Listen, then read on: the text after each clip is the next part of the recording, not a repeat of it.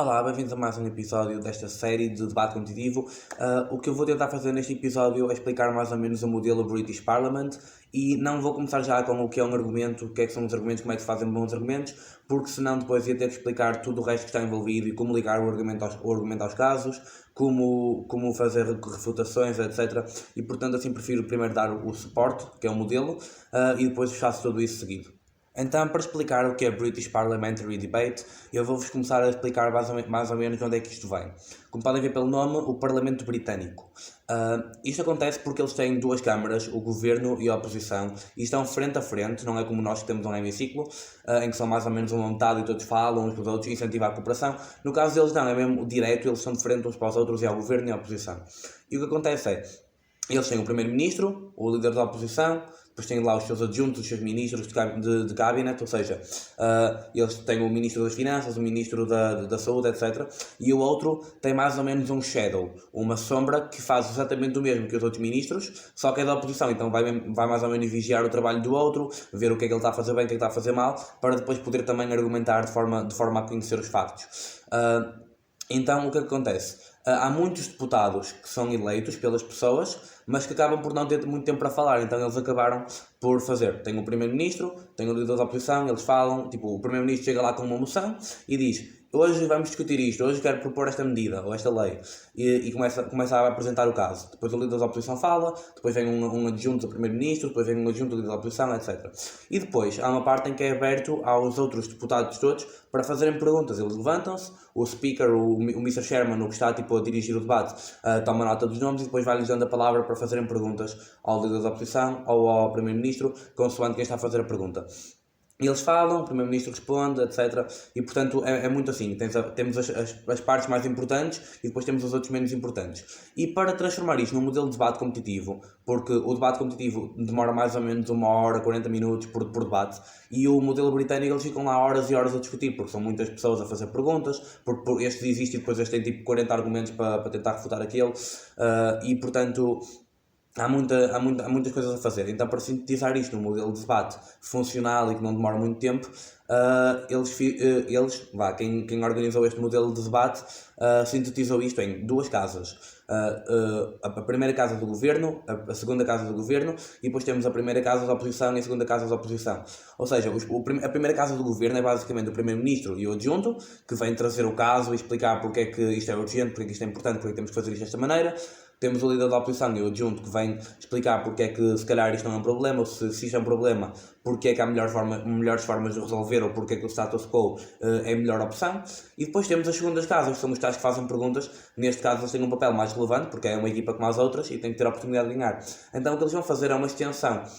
A extensão é trazer ao debate algo de novo. É dizer, ok, nós aceitamos, o nosso governo definiu este problema, é muito certo, e se calhar até disse esta forma de resolver, nós também concordamos. É uma parte muito importante, porque eles não podem discordar da primeira casa, o segundo governo não pode dizer que o primeiro governo está errado, e a segunda oposição não pode dizer que a primeira oposição está errada.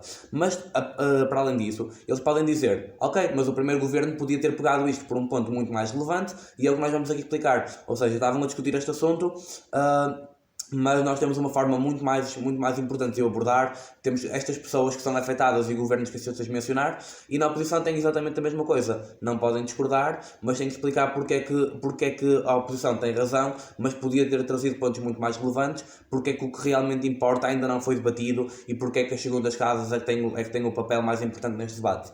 E depois, pronto, eles refutam-se uns aos outros de um lado para o outro lado e tentam explicar porque é que o seu ponto é mais relevante, e as últimas casas acabam por fazer o whip. O whip é tipo chicotada. Ou seja, um resumo é dizer, neste debate foi trazido isto pelo governo, pela oposição, pela segunda casa, pela primeira casa, e a nossa casa trouxe este caso. E este caso, face a todos os problemas que foram falados, é mais importante, é aquele que realmente resolve mais assuntos, que realmente mostra como é que as pessoas são afetadas, e por isso esta casa deve apoiar ou rejeitar esta moção.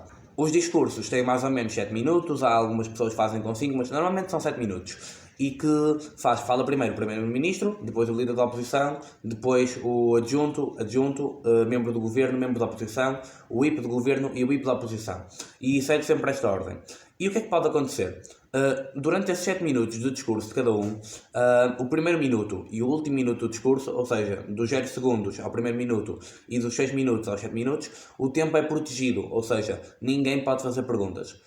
Fora isso, no outro tempo todo, todos os outros deputados que não estão a falar da bancada oposta, ou seja, se o Primeiro-Ministro está a falar, todos os deputados, os 4 deputados da oposição, podem pôr a mão no ar e dizer nesse ponto, ou Sr. Deputado, tipo, qualquer cena para chamar a atenção, ou podem só pôr o braço no ar e dizem.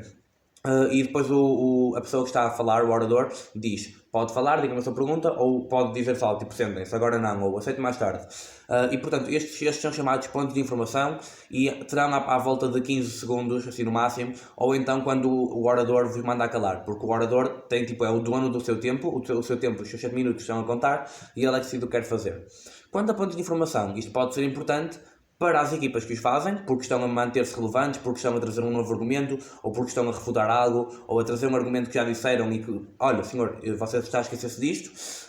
E pode ser importante também para quem está a fazer o discurso, porque de facto pode ouvir o argumento da pessoa e pode refutá-lo ali no tempo. Enquanto que a pessoa tem 15 segundos para se explicar, ele tem não sei quantos minutos para destruir o que a pessoa disse, e assim quando a pessoa for fazer o discurso dela já não tem muito por onde pegar.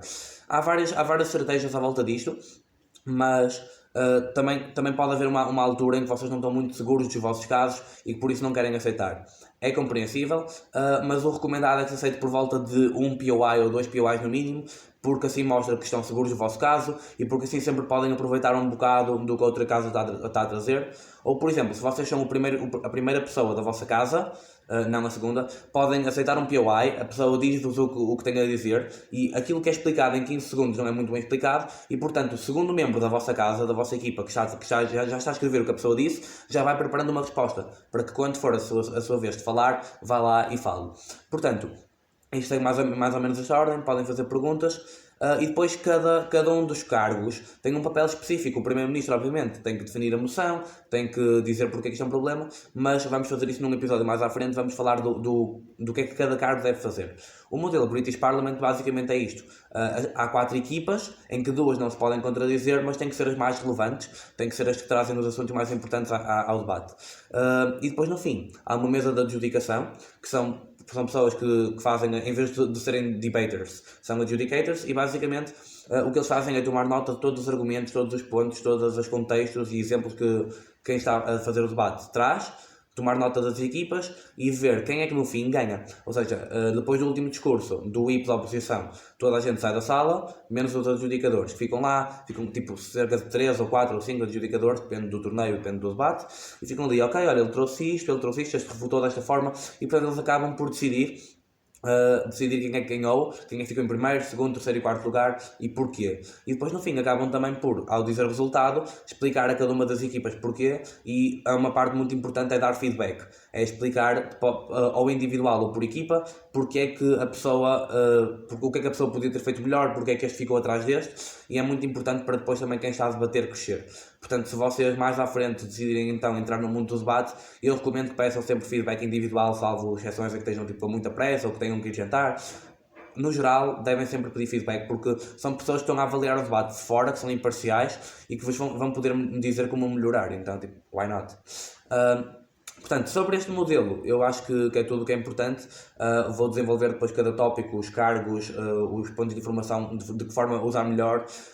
Vou dar alguns exemplos de moções e como analisar moções, mas isso serão episódios futuros e, portanto, agora agradeço por terem visto até aqui. Partilhem com os vossos amigos, com o pessoal que esteja na universidade eventualmente e que ainda não estejam em sociedades de debates, porque isto de facto é um mundo inteiro, é um mundo novo e ao longo destes episódios vão poder conhecê-lo melhor e decidir se querem entrar ou não, decidir se querem experimentar.